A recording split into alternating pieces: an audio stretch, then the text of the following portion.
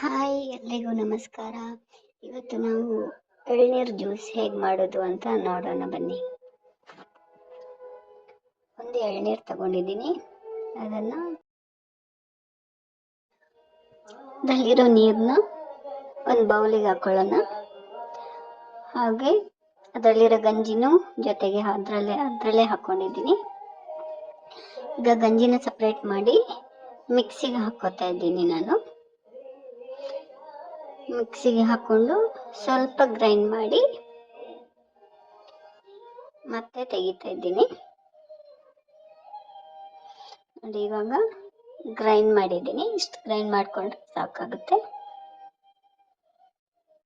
ಅದನ್ನ ಎಳ್ನೀರಿಗೆ ಹಾಕೋತಾ ಇದ್ದೀನಿ.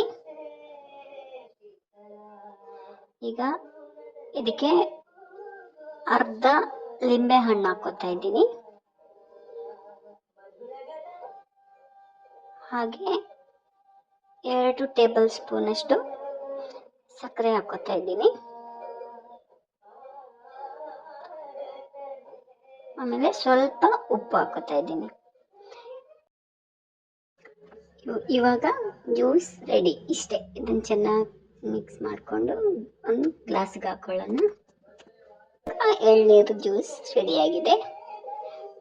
ದೇಹಕ್ಕೂ ತಂಪಾಗಿರುತ್ತೆ, ಕುಡಿಲಿಕ್ಕೂ ಚೆನ್ನಾಗಿರುತ್ತೆ, ಟೇಸ್ಟಿಯಾಗಿರುತ್ತೆ. ನಾರ್ಮಲ್ ಆಗಿ ಎಳ್ನೀರು ಕುಡಿಯೋದಕ್ಕಿಂತ ಈ ಥರ ಮಾಡ್ಕೊಂಡು ಕುಡೀರಿ, ಚೆನ್ನಾಗಿರುತ್ತೆ. ವಿಡಿಯೋ ಇಷ್ಟ ಆದರೆ ಶೇರ್ ಮಾಡಿ, ಲೈಕ್ ಮಾಡಿ, ಹಾಗೆ ಸಬ್ಸ್ಕ್ರೈಬ್ ಮಾಡಿ. Thank you.